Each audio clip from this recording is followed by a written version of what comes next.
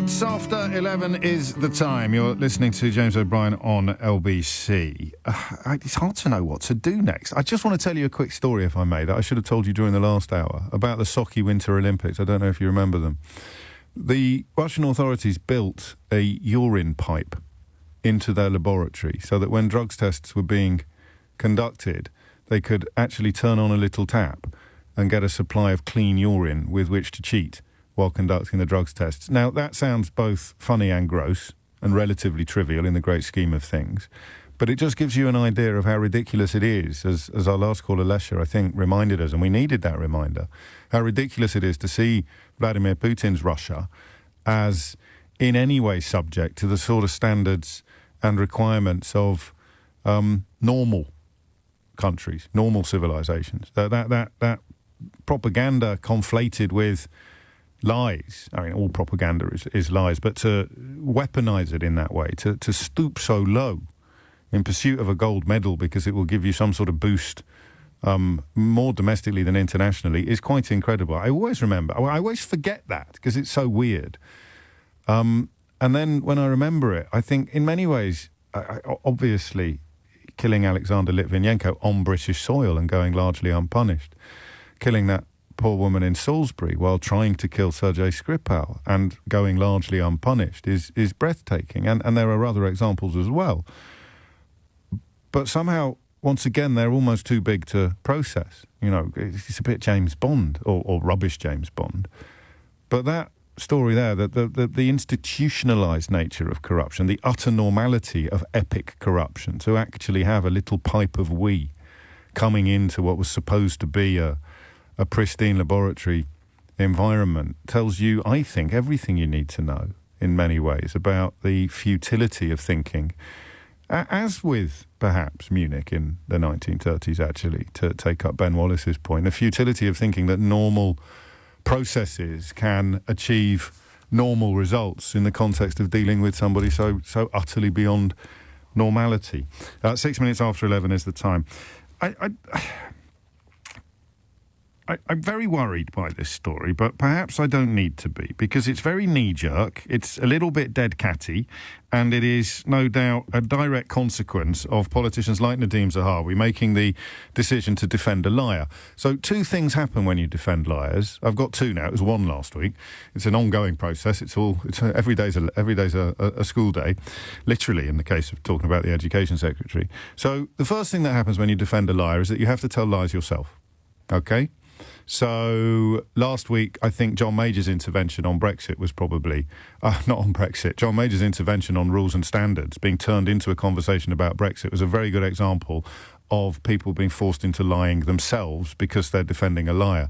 So the idea, and it was actually quite fascistic, I felt, the idea that John Major telling you the truth about what's gone on in Downing Street, just the truth, not even challenged, not contradictable, never mind contradicted, John Major describing the facts of what Boris Johnson has done in both Downing Street and the House of Commons, and then people in the British media, on the right of the British media, queuing up to say, you can't believe a word he says because he's not ideologically pure, which is how Joseph Stalin probably would have put it. He's not ideologically pure, so you can't believe a word he says, even though the people telling you not to believe a word that John Major says know that John Major is telling the truth. And this is an incredible moment in British politics, talking about how abnormal Russia is.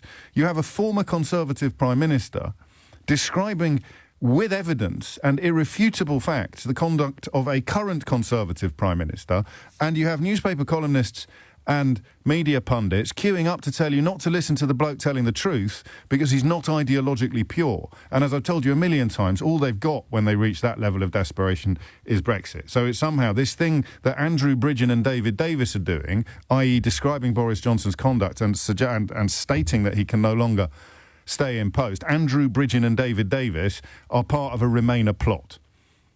Unless, of course, you're writing it up for the Daily Mail, in which case you just don't mention all the people who are very firmly ideologically pure when it comes to Brexit, and also very firmly of the view that Boris Johnson's position has become utterly unsustainable, or that if he stays in post, something very precious is broken potentially forever. Just have a think about that. Anybody giving you the line? So John Major had an affair with Edwina Currie. Therefore, Boris Johnson having parties and then lying about it doesn't matter.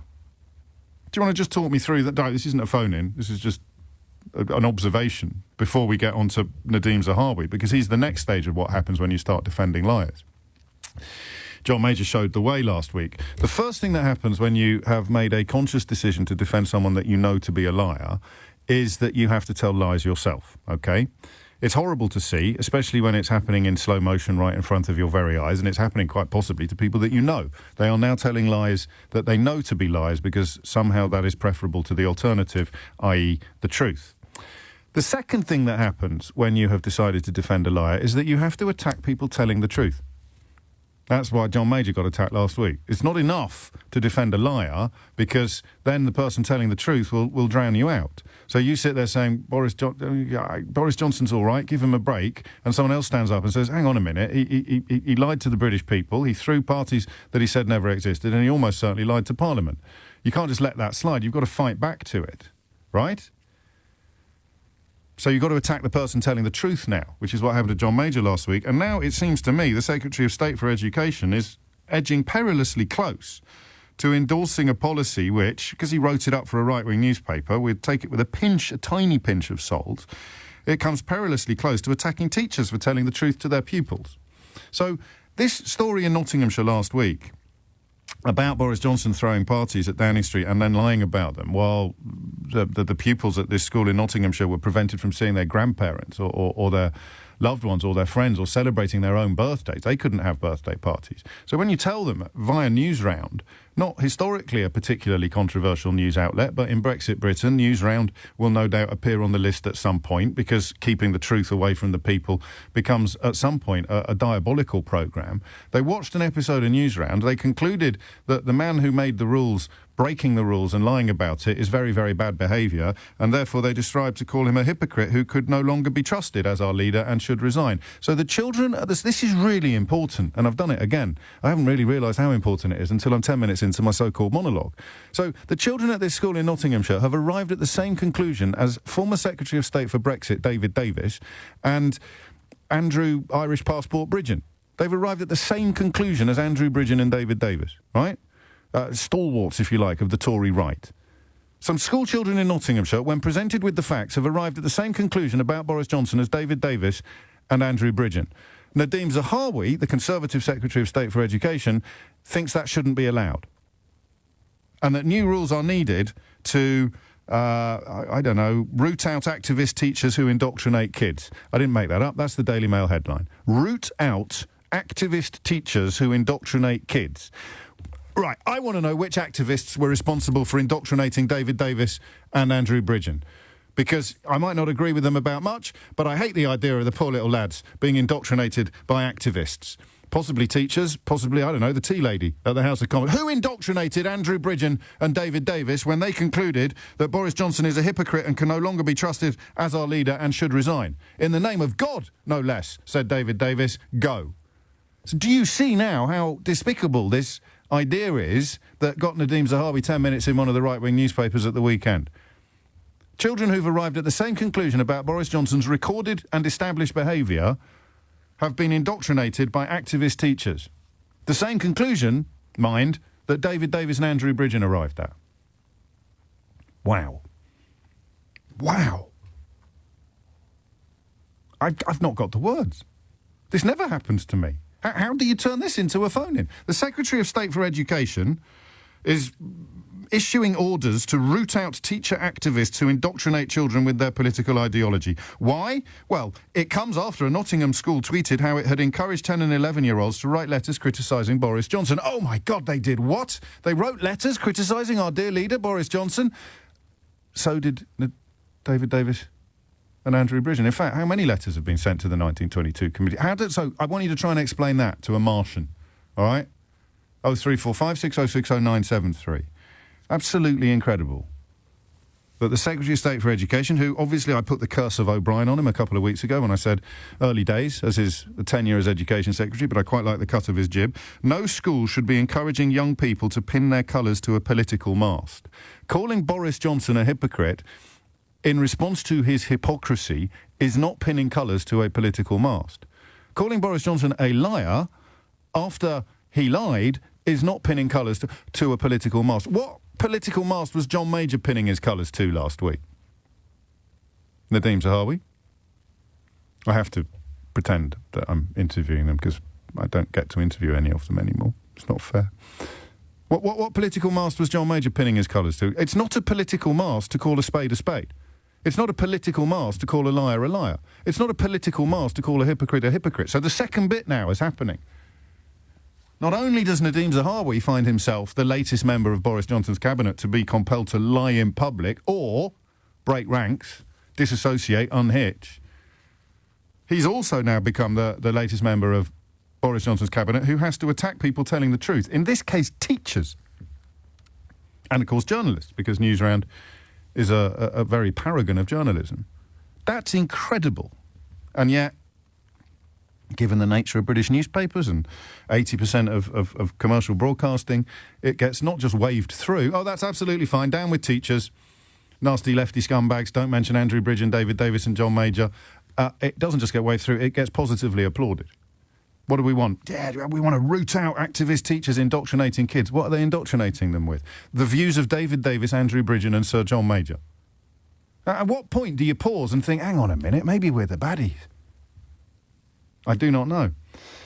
11:15 is the time. Teachers, parents, anyone who was ever a child, what do you feel about Nadhim Zahawi's idea that if Boris Johnson tells lies and acts in a very hypocritical fashion, children shouldn't be allowed or encouraged to conclude that Boris Johnson tells lies and has behaved in a very hypocritical fashion? Or just come and give me a bit of a rub down. Metaphorically speaking, tell me to wind my neck in and calm down. This is nowhere near as sinister or as scary as you're suggesting, James. It's perfectly acceptable for the Secretary of State for Education to decide to introduce a raft of new rules to root out activist teachers who indoctrinate kids after some children arrived at the same conclusion about Boris Johnson's behaviour that Andrew Bridgen, David Davis and Sir John Major have all arrived at as well. Not to mention countless other Conservatives who've had well, not countless, that's the point, isn't it? Not to mention eminently countable numbers of Conservatives who've had the cojones and the courage to come forward and do what is right and what is correct. 60 minutes after 11. Remember, these are the people who think it's perfectly acceptable for children to sing daft songs about how wonderful Britain is at the start of lessons every day, but not to arrive at evidence-based, entirely factual conclusions about the man who is still supposedly in charge of the entire country. So what do you think about schools being told to root out activist teachers who indoctrinate kids? Particularly if you grew up in a totalitarian state. Can you remember when this happened there? 0345 60 60973. And here is an interesting question. Where do your children get their political opinions from? I'm now at the stage, rather wonderfully, where I have political debates with my children. My children are 13 and 16. I won't tell you what we debate about. It's too embarrassing. But where do your children get their political opinions from? Where do they get their ideas from, if not from a combination of home and school and media? Because if the school is going to be policed, censored, controlled by government, then all of the people who like to tell us that they're libertarians or classical liberals or they're setting up their own free speech organisation should be going absolutely bonkers. The government is going to control what children can and can't be taught about politics. Give me a ring. Tell me why that's no big deal. 0345 60 60973. Or tell me why, like me, this seems to be yet another step towards something pretty ugly. 11:17 is the time. The phone lines are open. 0345 60 60973 is the number that you need. And, of course, if you're comfortable with children, if you're comfortable with the government controlling what can and can't be taught to children by way of political opinion, you need to give me a quick heads up as to why. It's 11:17. 20 minutes after 11, this from Isabella. Someone better alert Nadhim Zahawi. James, we had Jacob Rees-Mogg at our school in our student parliament last week giving us a lecture on democracy. If that's not indoctrinating children, then what is? Don't ask me. I think that's absolutely fine.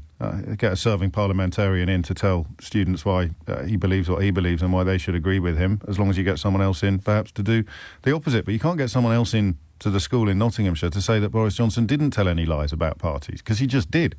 So what the hell does indoctrination mean in Nadhim Zahawi's curious universe? And before we get stuck into those calls, a quick word to whoever it was who sent me the text that I've now lost that just said, James, it's all very straightforward. We just need to send Gavin Williamson to the Ukrainian border and get him to tell the Russians to go away and shut up. Well played. I wish I'd thought of that myself. Steve's in Knutsford. Steve, what made you pick up the phone?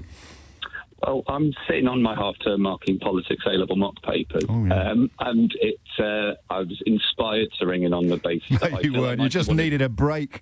Well, yes, indeed. I feel like I might be one of these activist teachers in inverted commas who might be being rooted out. Yes. It primarily comes down to the fact that as a politics teacher, you're kind of required to teach how the system works and the concept of rule and law, a rule of law, and where parliamentary rules and responsibilities all come from.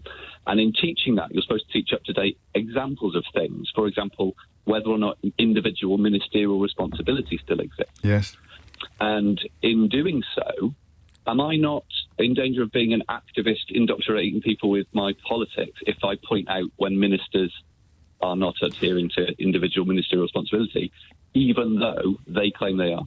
Yeah. That puts me at a very risky position if this is what's going to happen. This is the piece. I mean, this is the springboard from which Zahawi has launched all of this, or is poised to launch all of this, is this case of the primary school in Nottingham that simply showed children a report of the facts and encouraged them to write a letter to their local MP about what they had learned.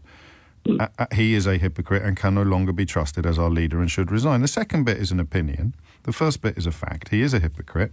The middle bit, and can no longer be trusted, is about as close to a fact as an opinion can ever get. And it's shared by Andrew Bridge and David Davis and Sir John Major and countable other Tories. So Zahawi doesn't seem to be a stupid man. No, but what he's also not doing is recognising that to teach children to write to their MP... It's a wonderful thing. Well, but the thing is, Parliament is based upon two principles, and historically it's raising tax and redress of grievance. They're the two main things.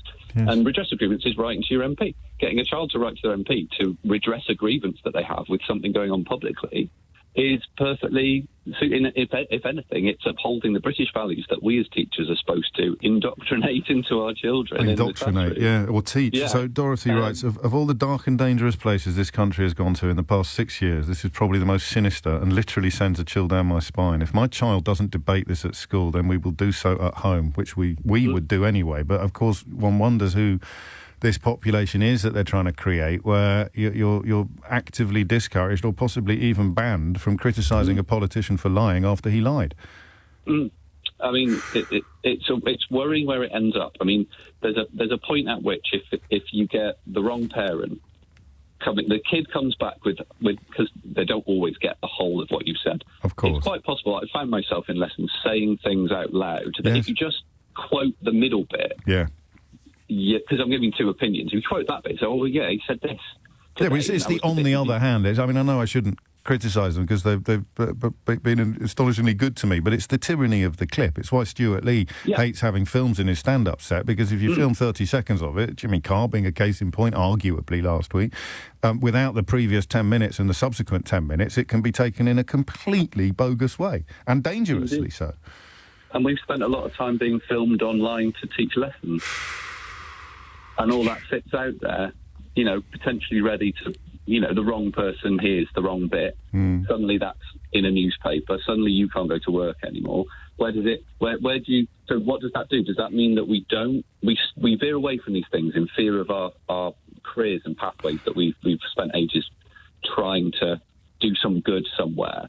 And in all honesty, it worries me at what point do they come knocking on my door? Because I have this with the EU referendum. You can't teach that. You can't. Well, they tried to make a list of all the universities that had... Do you remember that? It was the hat trick for the Daily Mail. You had enemies of the people, you had crush the saboteurs, and then you had something about Remainer universities. Yeah. What happened to you with the referendum? Well, the referendum... So I part of the new A-level politics spec before the referendum was that you had to teach the UK's relationship with the EU, right? The problem was teaching the facts of the relationship between the UK and the EU conflicted with everything that was said by the Leave campaign. So welcome to my world. I had a fire through the door with all the things about it, and I took it up to the Leave campaign in town and pointed out that if my students wrote that down in their A-level exam, they'd fail it. So they can't. It's misinformation. But for me to then deliver a lesson where I teach the facts of that relationship well, that's dangerously close, because now facts and opinion have the same weight in our society, don't they? So that leaves me dangerously exposed again to anyone with a Leave point of view, because all I'm doing is pointing out that there is democratic accountability in the EU system, and the UK does not have a full democracy because of the nature of the bits that aren't elected. It's like teaching the facts of our system could get me in trouble, and that's the thing. I think these primary school kids have been taught excellently because they've been presented with information, they formed their own opinion, and then they've done something that is inherently British. Yeah, it's more British. They've written than a bloody letter. Yeah, that's it. Apart from joining a queue, it's hard to think of anything more British that they could have done. Or maybe talking about the weather. That may have just have been up there in the triumvirate. Thank you. And I know, listen, I could tell you got the bit between your teeth now, Steve, but I'm afraid you're going to have to go back to marking those papers. I can no longer be responsible for your tea break. Thank you, Steve. And he's dead right. And listen, hopefully it comes to nothing. Hopefully our fears turn out to be hollow. But you got the Secretary of State for Defence talking about a whiff of Munich in the context of the Ukrainian crisis. All bad stuff starts small. No one ever votes for F. They vote for A to B, and then they vote or support for B to C, and then C to D, and then D to E, and then E to F. If you asked them if they wanted F when they were still on A, they'd run 100 miles in the opposite direction. But by the time you get to E, F is a very natural progression. So you're still defending Brexit, and I will bring Brexit into things because everybody else does. If you're still defending Brexit, and then you have to defend Boris Johnson, and then he tells a lie, and then you have to tell a lie to defend Boris Johnson, and then you have to attack the people who are telling the truth.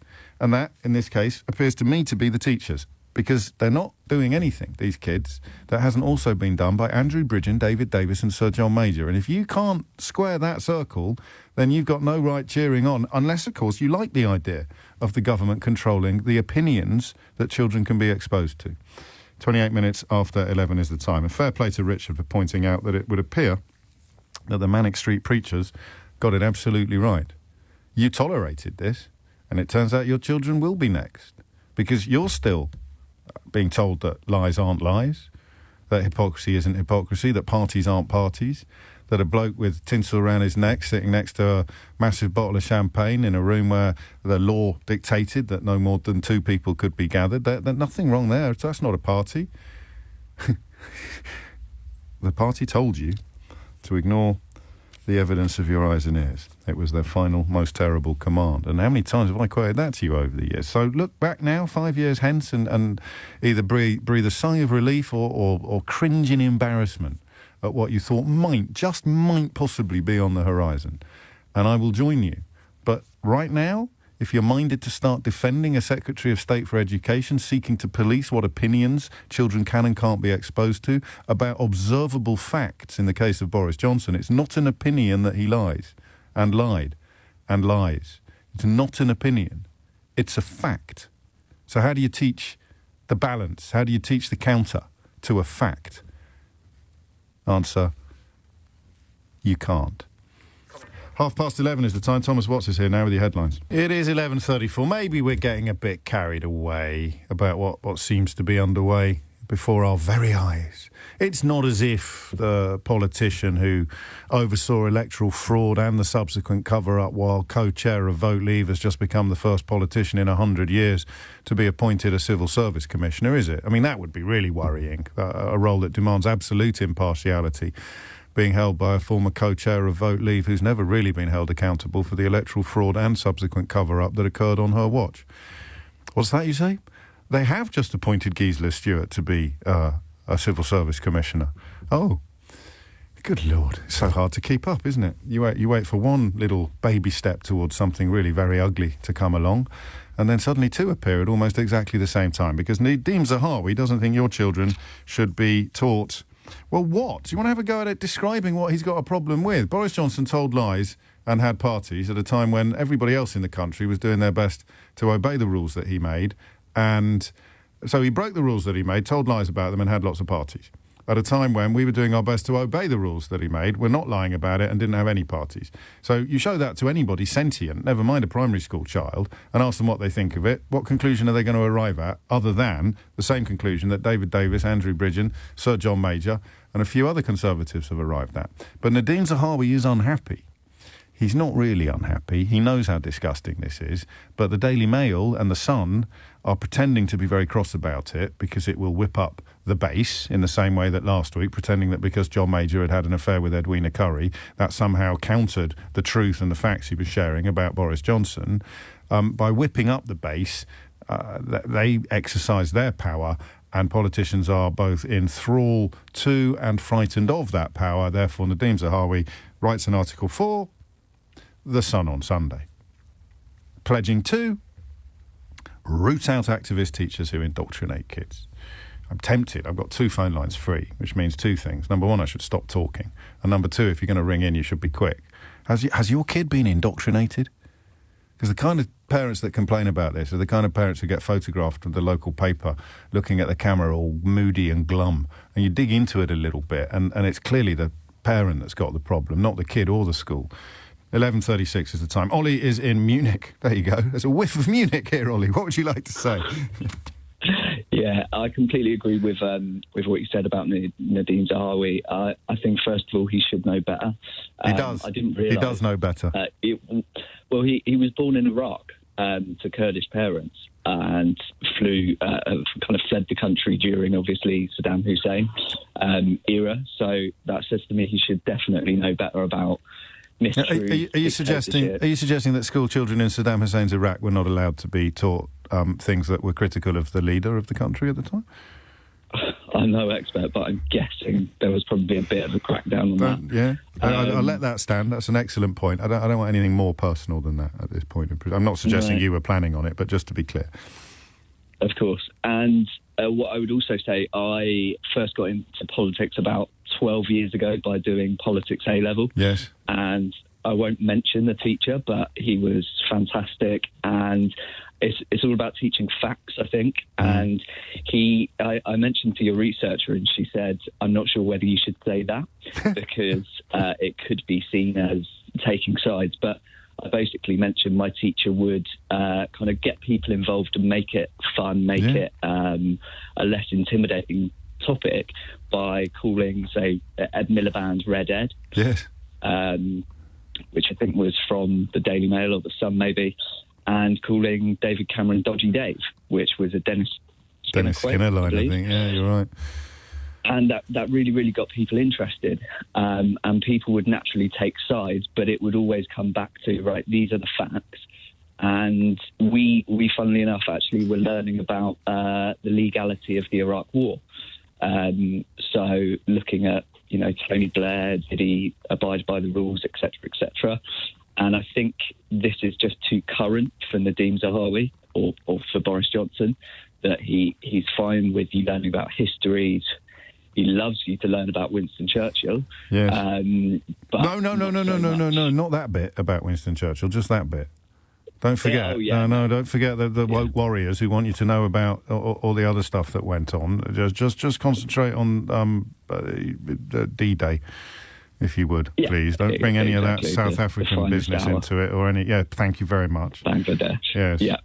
You're going to get cancelled if you carry on like this, Ollie. I hope I get cancelled. Yeah. That's the main reason I moved to Munich about 4 or 5 months ago, because listening to your show, it was a big part. And I just needed I've chased you out of the country. I'm not sure I'm going to put that one on the adverts. But why did you move to Germany? I was listening to James O'Brien on LBC. I just had to get out of the country. I know exactly what you're saying. You're worried about the direction of traffic, and you were able, luckily, to exercise some freedom of movement, which is not, of course, an option that everybody else is going to be able to avail themselves of. That's a great point about what other countries where government ministers would decide to bring in new rules after school children were found to have criticised the leader. Other countries that might have done that over the years. You're probably not, even now, thinking of the United Kingdom as being an obvious candidate for that role. But guess what? We're already in it. Phil's in Leon C. Phil, what would you like to say?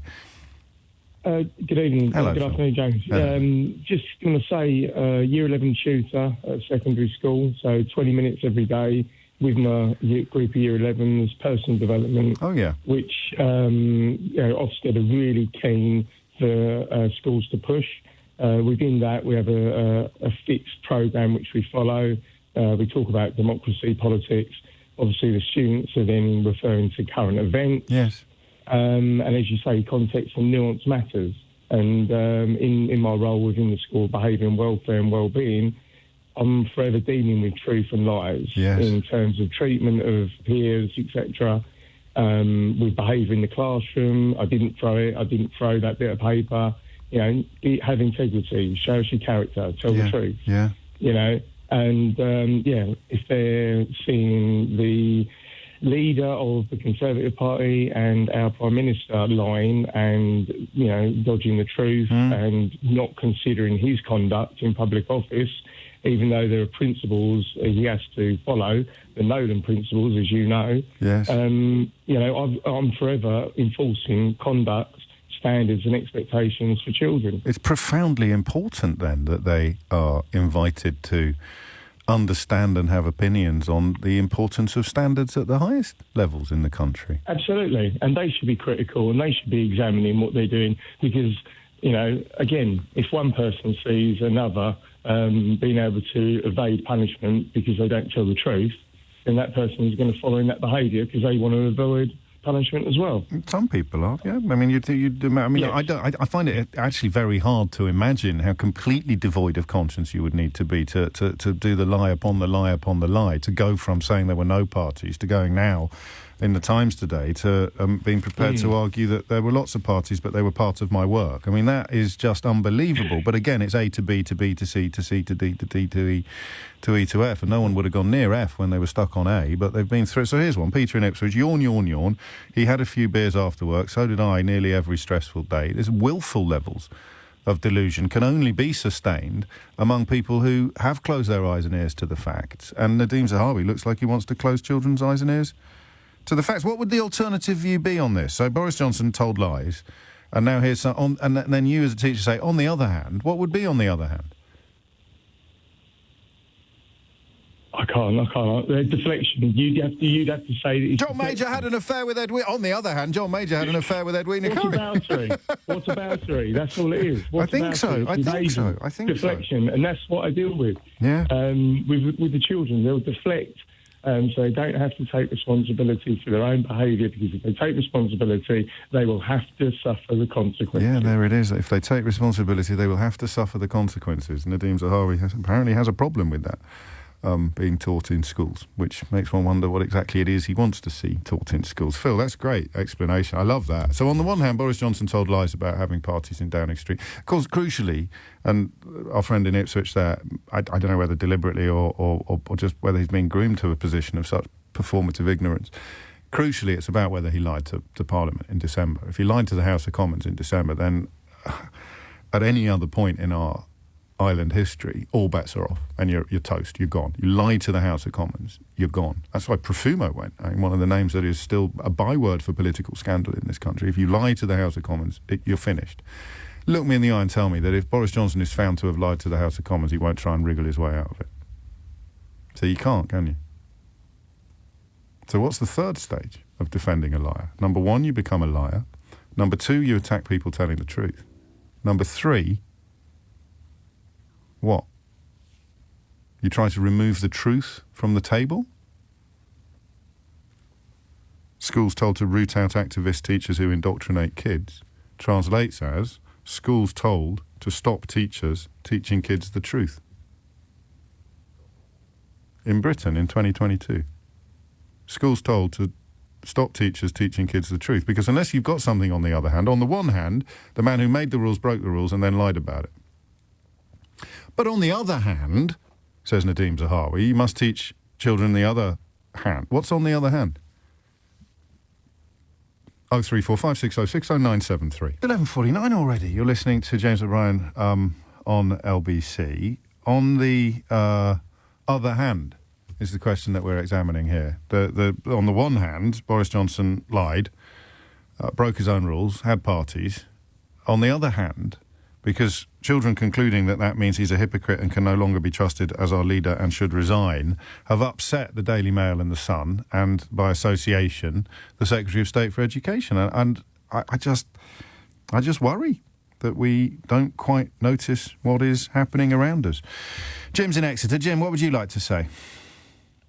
Hello, James. Hello, Jim. Yeah, I'm just calling because I'm a primary school teacher with 27 years experience, and I'm currently working as a supply teacher in the southwest. Okay. And at this time, I was working in a class with a group of 8 and 9-year-olds, and we watched the newsround report, and I was fascinated by their reaction to it. It was, they were very animated. They were asking lots of questions. They couldn't quite believe what had happened. And so a discussion ensued, and a lot of opinions were shared.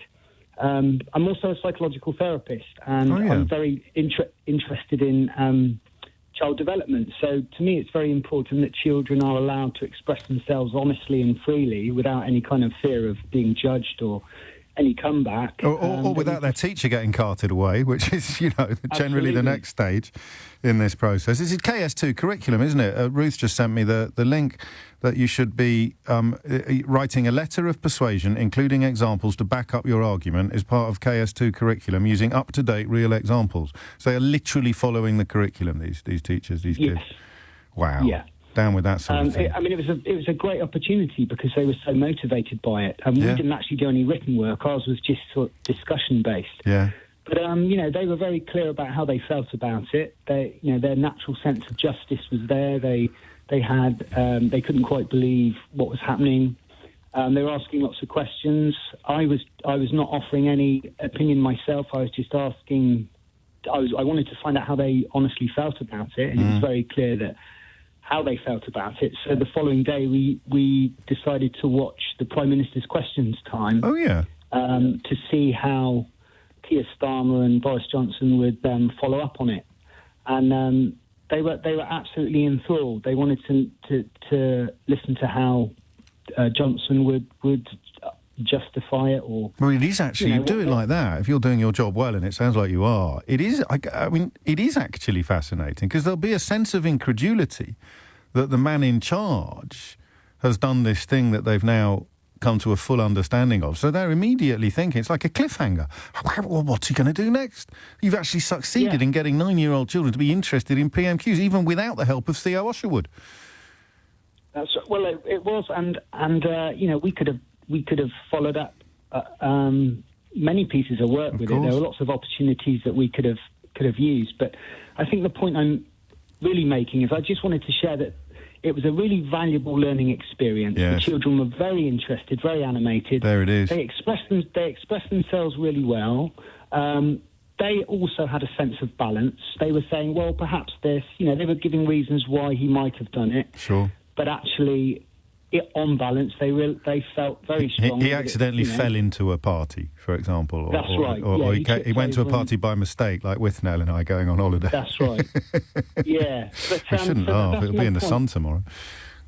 That's a great point. It's a really good point. I love the juxtaposition of your teaching with your psychology as well, with the idea that this is actually healthy, tying in with what Ruth sent us from the actual curriculum. And I've got a little bit more on that as well here, which is, hi James, I'm supposed to be working, but I thought I would just check the citizenship section of the curriculum, the national curriculum. Teaching should develop pupils' understanding of democracy, government, and the rights and responsibilities of citizens. Pupils should use and apply their knowledge and understanding while developing skills to research and interrogate evidence, debate and evaluate viewpoints, present reasoned arguments, and take informed action. Pupils should be taught about the development of the political system of democratic government in the United Kingdom, including the roles of citizens, Parliament, and the monarch, and on it goes. Almost exactly what the teachers at that school in Nottinghamshire were doing, which so enraged both their local MP and the Sun newspaper and whoever is actually in charge at the Daily Mail these days, prompting the Secretary of State for Education to write an article for the Sun that allowed the Daily Mail to report it under this headline: Schools told to root out activist teachers who indoctrinate kids. John's in Chichester. John, what can you tell us? Hi there. First of all, I want to say that I don't really think that what Boris Johnson and Zahawi know about education could be written on the back of a postage stamp and probably still leave room for a drawing or two. The second thing I want to say is that I probably wouldn't have given a lesson that would be considered anti-conservative. I just would have ducked clear of that completely. I would have made an analogy with parents. Okay. Parents imposing rules on their teenagers, no parties, no drinking, no smoking, be home by 10 o'clock, etc., etc. They say, what would you think if your parents had a rave up downstairs while you were sent to bed at 10? So you can make the same point without being party political, because that's a no-no in secondary education. Well, not in a politics class. Oh, not in a politics class, but in the class that was set. I just thought it was probably inappropriate. But they watch the news. You can't. I mean, I take your point, and this is. They watch the news, and then they're asked to arrive at conclusions about it. So, and also, 10-year-olds. There's nothing controversial about telling 10-year-olds they can't smoke and drink alcohol. Well, you're as an adult having a smoke and drink it. But anyway, that's a red herring. That's not the thrust of your point. Yeah. I disagree with you in a warm and friendly fashion. Right. Yes. This is probably the most important point, because when I was at the University of London training to be a teacher 28 years ago, I wrote my specialist subject on indoctrination, because I'm a theology teacher. Blimey. I'm always accused of teaching mushroom theology in our classrooms. And I said that there's no way, this was my concluding argument, there's no way you can indoctrinate teenagers, especially, because the wider curriculum teaches children to think critically in every class. It's what we're supposed to be doing. Yeah. I mean, I might tell you, I think Shakespeare's wonderful. You might hate him. Yeah. And children were so quick to tell you, I don't like Shakespeare. And it's up to me then to try to persuade them of Shakespeare's merits and worth and value. And it's the same when I'm teaching about God. I don't teach mushroom theology. What's mushroom theology? Do you mean shoveling into the dark fertiliser? Right, got you. Feed and fertiliser at regular intervals. Yeah. Yeah. So I've always turned against that kind of teaching, and I allow children to see there are reasons to believe in God. And I set those reasons out, and I will play them a video of Richard Dawkins or one of the other of his ilk, and we'll discuss them. But I can't indoctrinate, because I want my children to think critically. Otherwise, you can only indoctrinate. You can, and this is really interesting, actually. You can only persuade. But this is the trouble. These people know nothing about education. No. We've got an education secretary who knows nothing about education at all, and this has always been the pattern. 'Twas ever thus. My teaching career. Well, he's better than Gavin Williamson. I started off not being able to teach because I didn't have a GCSE in mathematics, and it's still a rule. Is it? You're not allowed to teach in schools unless you have a GCSE in mathematics. No matter what you want to teach, even if you have a doctorate, you're not allowed to teach in a secondary school without a GCSE in mathematics. That's a bit silly. I mean, it's a bit of a personal grudge, that, John, and I understand it. It is also daft. It's not that relevant to the bigger picture of what we're talking about. But you've reminded me that you can indoctrinate people, but only when they don't hear any dissenting voices at all. Or indeed when a dissenting voice is verboten. Yeah, sure. Which is totalitarian. I mean, that's North Korean. You're not allowed to say anything that might encourage critical thinking or wake people up to the fact that reality is not as it is being relayed to. That's a brilliant call. I'll use mushroom theology a bit in the future as well. Arabella tells us that learning about bias in language and judging the trustworthiness of websites is part of the IT curriculum.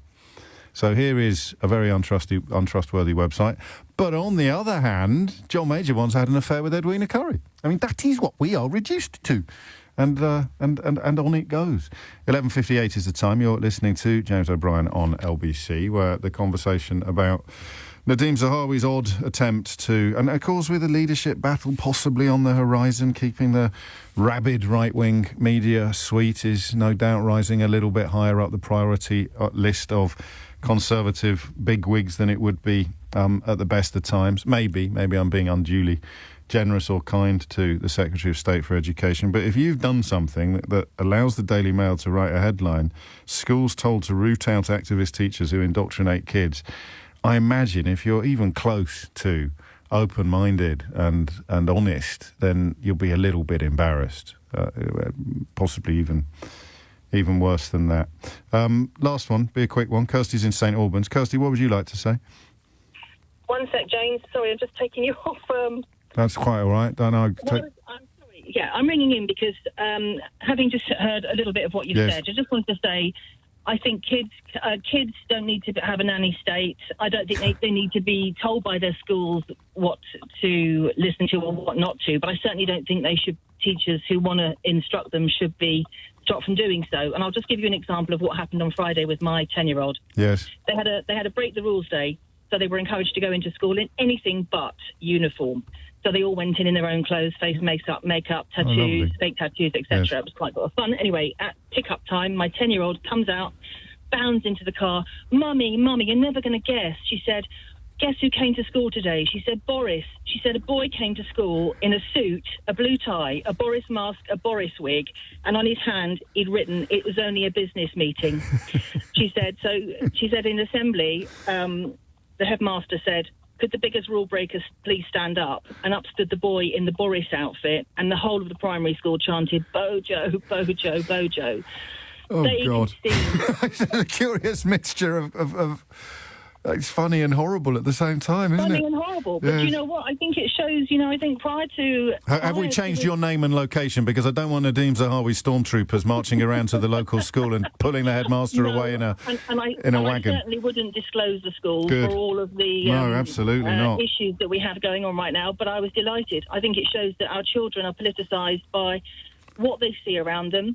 They are astute enough to see what's going on around them, and they can see a liar when they see one, and they know what's wrong, and they know that parties and doing all those bad things are not allowed because they're just not allowed. So anyway, I thought you'd enjoy. I did. I loved it. I mean, as I say, 52% funny, 48% horrified. And there it is. Thank you, Kirsty. I know we squeezed you in at the end there, but I'm glad that we did. And I'll leave you with one thought. I'm not leaving you. I've got another hour of this. God. But so they're trying to root out activist teachers who indoctrinate kids now. What if the stuff that the teachers are telling the children was in a book, right? Rather than the words coming out of a teacher's mouth, what if the stuff that they've got a problem with was in a book? Because they're going to root out the teachers who say these words. What will they do to the books that contain these words? Can you think of any examples from history of what politicians of a certain stripe do with books containing ideas or even facts that the politicians don't like?